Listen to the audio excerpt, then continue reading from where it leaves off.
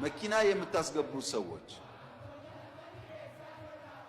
በመናደርገው ስውር ሱፐርቪዥን ከሚታይ ገበያ ውጪ የሚደራደር መኪና መሸጫ ካለ እንዘጋዋለን።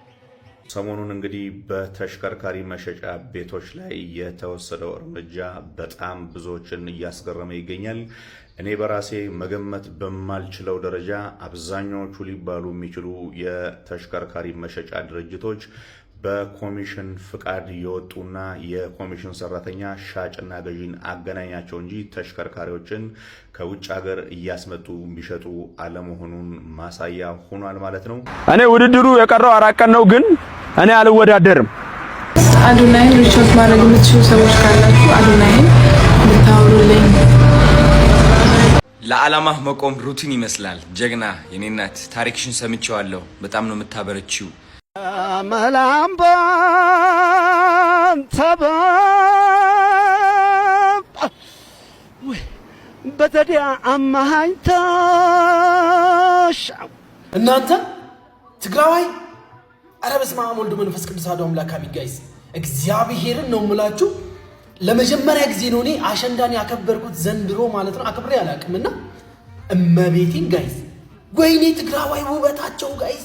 ሰላም ቤተሰቦች እንዴት ናችሁ? ደህና ናችሁ ወይ? በድጋሚ በአዲስ ቪዲዮ ተመልሻለሁ። እንዴት ናችሁልኝ? ይህን ዩቲዩብ ቻናላችን ሰብስክራይብ ማድረግ አትርሱ። ቪዲዮዎችን ላይክ አድርጉልን፣ ብዙዎች ጋር መድረስ እንድንችል ያግዘናል። ወደ ቪዲዮዎቻችን እናልፋለን።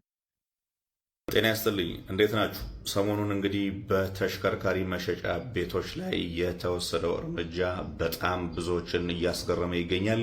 እኔ በራሴ መገመት በማልችለው ደረጃ አብዛኛዎቹ ሊባሉ የሚችሉ የተሽከርካሪ መሸጫ ድርጅቶች በኮሚሽን ፍቃድ የወጡና የኮሚሽን ሰራተኛ ሻጭና ገዢን አገናኛቸው እንጂ ተሽከርካሪዎችን ከውጭ ሀገር እያስመጡ ቢሸጡ አለመሆኑን ማሳያ ሆኗል ማለት ነው። እንግዲህ በአሁኑ ሰዓት ተሽከርካሪ መሸጫዎች አካባቢ ሂዳችሁ ብትመለከቱ አብዛኛዎቹ ባዶ ሆነዋል፣ ዝግ ተደርገዋል። በዚህም መሰረት እንግዲህ የአዲስ አበባ ገቢዎች ቢሮ በወሰደው እርምጃ አንድ ተሽከርካሪን ጤና ይስጥልኝ፣ እንዴት ናችሁ? ሰሞኑን እንግዲህ በተሽከርካሪ መሸጫ ቤቶች ላይ የተወሰደው እርምጃ በጣም ብዙዎችን እያስገረመ ይገኛል። እኔ በራሴ መገመት በማልችለው ደረጃ አብዛኛዎቹ ሊባሉ የሚችሉ የተሽከርካሪ መሸጫ ድርጅቶች በኮሚሽን ፍቃድ የወጡና የኮሚሽን ሰራተኛ ሻጭና ገዢን አገናኛቸው እንጂ ተሽከርካሪዎችን ከውጭ ሀገር እያስመጡ ቢሸጡ አለመሆኑን ማሳያ ሆኗል ማለት ነው። እንግዲህ በአሁኑ ሰዓት ተሽከርካሪ መሸጫዎች አካባቢ ሂዳችሁ ብትመለከቱ አብዛኛዎቹ ባዶ ሆነዋል፣ ዝግ ተደርገዋል።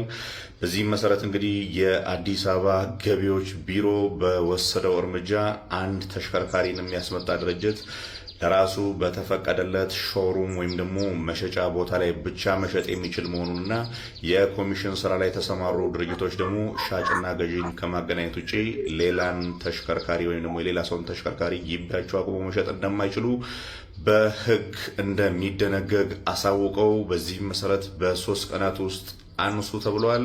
እንግዲህ አሁን እንደምትመለከቷቸው አብዛኛዎቹ መሸጫ ቤቶችም ባዶ ሆነዋል ማለት ነው።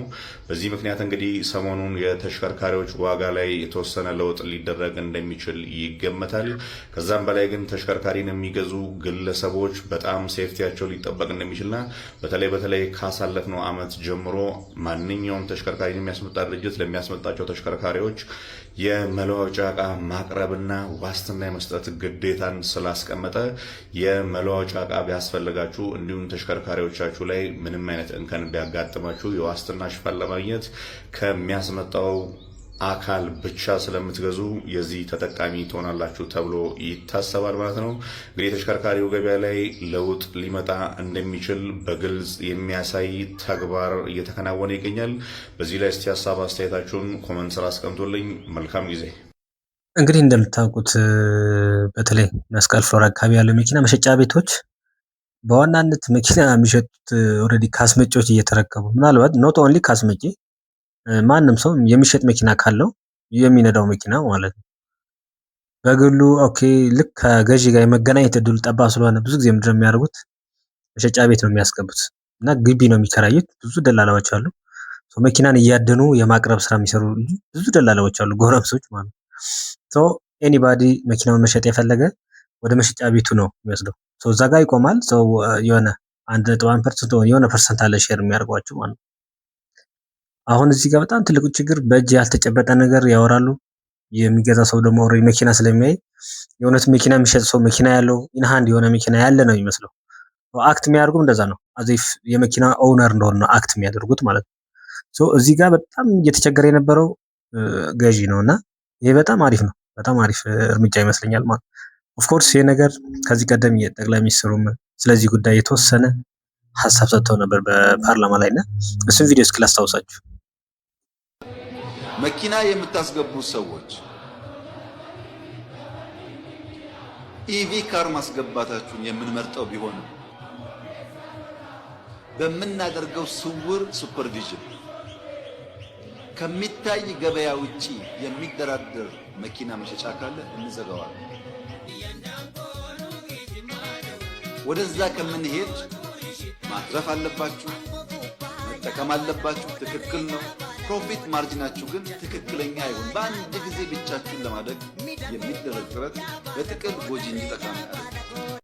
እንግዲህ እንደሰማችሁት ያ ጠቅላይ ሚኒስትሩም በዚህ ልክ ነገሩን በደንብ አውቀውት፣ በእርግጥ ከመንግስት የሚሰወር ነገር አለ ብዬ አላስብም። እንኳንስ መሀል አዲስ አበባ የትም ቦታ they know they have the intelligence የትም ቦታ ኦፕሬት የሚያደርግ እንዳላቸው እረዳለሁ። ግን ብዙ ጊዜ ችላ ይባል ነበርና እዚህ ጊዜ በጣም በከፍተኛ ሁኔታ መኪና የሚገዛው ድሃው ቆጥቦ ኦር በባንክም ሼር እናደርጋለን ምናምን እያሉ ቀብድ ያስከፍለዋል። ከዛ በኋላ በቃ አንድ የታሰርክ ትናንት ዲል ያደረገው ውል ራሱ አያከብሩልህም። በጣም በትክክልም ኢፍ ዴይ አር ኮሚሽን ሰራተኛ ሆኖ አክት ማድረግ አለባቸው። ይሄ መኪና የኔ ነው ብሎ ፌክ ዲብሬ ምናምን ሁላ አሰርቶ ገዢውን ማታለል፣ የማይጨርሰውን የግብይት ስራ ቀብድ ተከፍሎ አንተን መሄጃ ያሳጣሃል ማለት ነው። ይሄ በጣም ምርጥ እርምጃ ነው። አይ ሆፕ በሌላ መስኮችም እንደዚህ አይነት ጥርት ያሉ በትክክል ገዢውና ሻጩም ዳይሬክትሊ ማገናኘት የሚችል መስመር እንደሚዘረጋ ተስፋ አደርጋለሁ። ይቀጥል።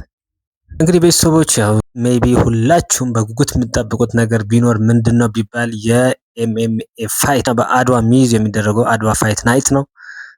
ትልቅ ግምት የተሰጠው ፋይት ደግሞ ኦፍ ኮርስ የጆኒ እና የሴዶ ነው።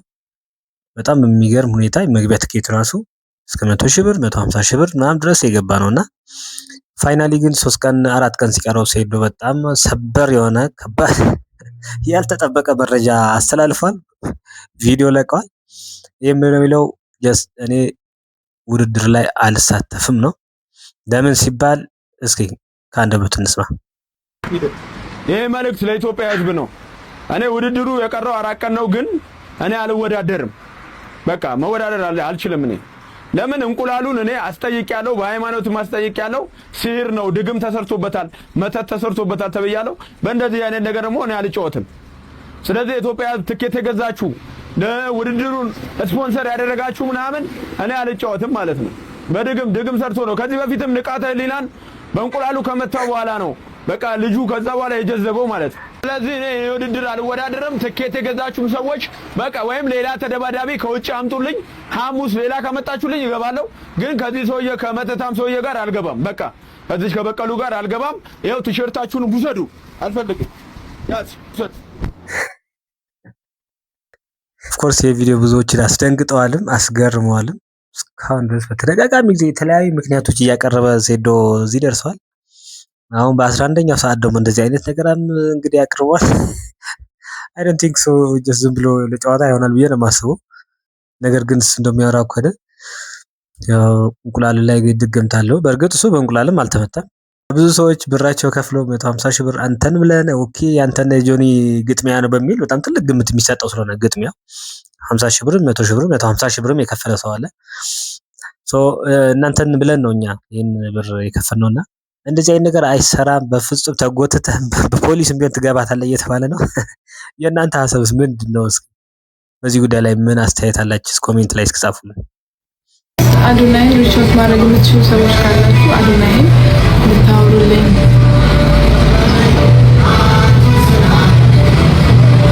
I think Honestly, Adonai is one of our leading follower ያለው ኢትዮጵያ ላይ እና በደንብ አቅም አለው ያምናለሁ። እሱ ሊያግዘን ከቻለ አትሊስት የሆነ ፖይንት ላይ መድረስ ስለምንችል እንዲያግዘን ሪቻውት እንድታደርጉ ጠይቃችኋለሁ። ምናልባት በእርግጠኝነት በጣም ብዙ ሰው ሪቻውት ያደርገዋል፣ ብዙ ቴክስት ያደርግለታል ብዬ አስባለሁ እና ግን ሁላችንም አንዱ ቅድም እንዳልኳችሁ ኮመንት ሴክሽን ላይ በደንብ መጻፍ ስንችል ሰዎች ጋር መድረስ እንችላለን። አሁን ምንድነው የተበለጠን ያለበት ምክንያት በዶላር ስለሚከፈል አብዛኛው ሰው ዶላር የከፈለው ቡስት ስለሚያደርገው ማለት ነውና ሞር የዶላር አክሰስ ያላቸው ዶላር አክሰስ ኖሯቸው ቡስት ማድረግ የሚችሉ ቦት ማድረግ የሚችሉ ሰዎች ጋር በደንብ ሼር ማድረግ አለብን። ዲያስፖራ ኮሚኒቲዎች ጋር ምናምን ሼር ማድረግ አለብን። እንግዲህ እንደሰማችሁት የሚስ ወርልድ ሩት ይርጋለም በጣም ከከባድ ሀዘን በኋላ ውድድሩን ለመቀጠል አሁን ቮት ላይ እንደሆነች ይታወቃል። ኢትዮጵያ ውስጥ አለ ከሚባለው ሶሻል ሚዲያ ኢንፍሉዌንሰር አንዱ አዶናይ ነው። አዶናይ እርዳታህን ያስፈልገኛል፣ አዶናይን ሪች አውት ማድረግ የምትችሉ ሰዎች ፕሊዝ ታግ አድርጉልኝ፣ ሀሳቤን እርዳታው እንደሚያስፈልገው ንገሩልኝ፣ አድርሱልኝ ብላ ነበር። በጣም ደስ የሚለው ነገር አዶናይ ኢሚዲየትሊ መልስ ሰጥቷል። እስኪ የሰጠው መልስ እንይ። ለዓላማህ መቆም ሩቲን ይመስላል። ጀግና የኔ እናት ታሪክሽን ሰምቼዋለሁ። በጣም ነው የምታበረችው። እኔ ያሰብኩት ነገር ምን እንደሆነ ታውቂያለሽ? አይ ቲንክ ህይወት ላይ በጣም ትላላቅ ፈተናዎች ያጋጥሙናል። በጣም ከባባድ ፈተናዎች ያጋጥሙናል። እንዳንቺ አልተፈተንኩም። እውነት ልንገርሽ የራሴ ፈተና ቢሰጠኝም እንዳንቺ አልተፈተንኩም። ኤንድ ብርታት ነሽ፣ ለብዙ ሴቶች ብርታት ትሆኛለሽ። ይሄ ሽልማት ደግሞ መሸለም አለብሽ።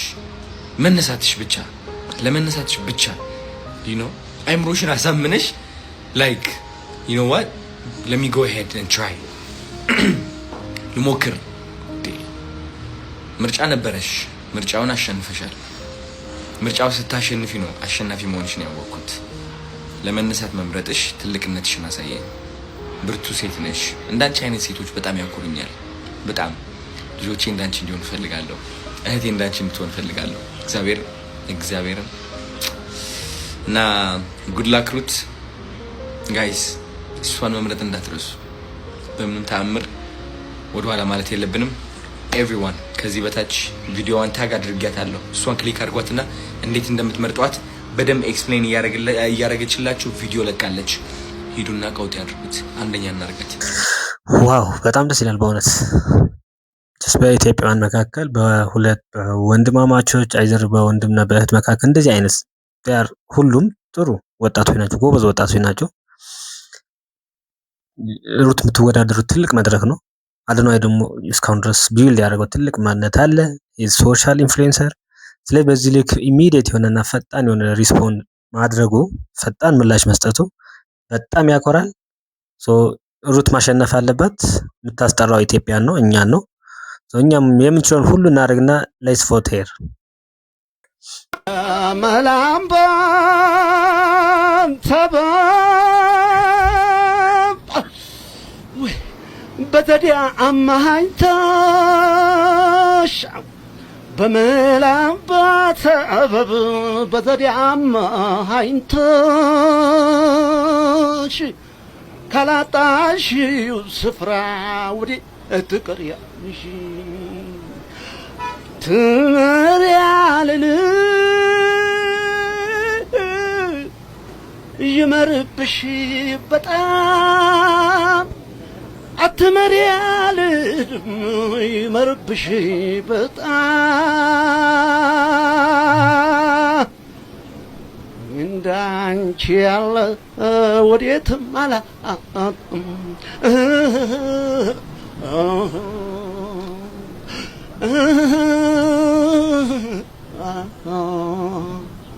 መጀመሪያ ማወቅ መተዋወቅ፣ ቀስ ብሎ በፍቅር መታሳቅ፣ ሲዛይ ታወቅ ልብ ሲሰርቅ እንዲህ ያረጋል ወይ? አሜዚንግ የሆነ ሰው ሪሊ ያራዳ ልጅ፣ የድሮ ያራዳ ልጅ። በጣም አንዳንድ ጊዜ ማለት ነው በጣም የሚገርሙ አባቶች አሉና የሆነስ እንጆይ ያደርጉበት ሙዚቃ እንደሆነ ያስታውቃል። እና ዘወይ ነገሮችን ቦዲ ላንጉዌጅ ራሱ ቦዲ ላንጉዌጃቸው ደግሞ በጣም ገራሚ ነውና ይመጆት ፋዘር በእውነት በጣም ነው ያስደስትኝ፣ በጣም ነው ያዝናኑኝ። ቤተሰቦች ሰሞኑ እንግዲህ የአሸንዳ በዓል እንደሆነ ይታወቃል። ብዙ እህቶቻችን ሰብሰብ ብለው በአዲስ ኢንተርናሽናል ኮንቬንሽን ሴንተር በተዘጋጀው የአሸንዳ ኮንሰርት እየበረቁ እየዘለል እንደሆነ ማየት ችለናል። እና እዛ ጋር የተገኘ ለመጀመሪያ ጊዜ እዛ የተገኘ አንድ ወንድማችን በጣም ተደንቋል። ምን አስደነቀው? እስኪ አብረን ቪዲዮውን። እናንተ ትግራዋይ፣ ኧረ በስመ አብ ወልድ መንፈስ ቅዱስ አሐዱ አምላክ አሜን። ጋይስ እግዚአብሔርን ነው የምላችሁ፣ ለመጀመሪያ ጊዜ ነው እኔ አሸንዳን ያከበርኩት ዘንድሮ ማለት ነው። አክብሬ አላውቅምና እመቤቴን ጋይስ፣ ወይኔ ትግራዋይ ውበታቸው ጋይስ፣ እግዚአብሔርን ተመልከቷቸው። መርጫ አይደለም ማርያምን። አንድ ሰው እንዴት አንድ መልከ ጥፉ አታገኙም እንዴ? ሰው እኮ የሆነ ፊቱ እንኳን ቆንጆ ሆኖ እዚህ ደረቱ ላይ ሴቶች ነው ዘርፈትፈት ምናምን ሊልብ እኮ ይችላል።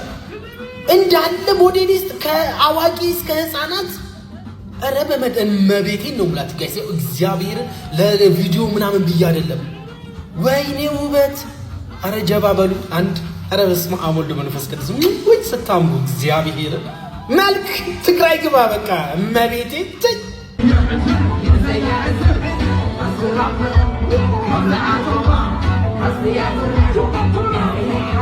የአሸንዳ ልጆች ሁሌም በጣም ያምራሉ። ይህ ነው እንግዲህ ከብዙ ፈተና ጋር ከብዙ መከራ ጋር ከብዙ ስቃይ ጋር ከብዙ ውጣ ውረድ ጋር ሆነው ባህላቸውን ለማክበር እንግዲህ እየሞከሩ ያሉ ልጆች በጣም በእውነት ክብር ይገባቸዋል።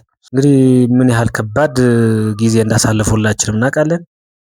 ነገር ግን እንደዛም ሆኖ በሞራል ራሳቸውን አበርትተው አጠንክረው በዓሉን ለማክበር ጥረት እያደረጉ ነው። እናም በእውነት በጣም ያምራሉ። ኢት ዋዝ አሜዚንግ። በጣም ደስ ትላላችሁ።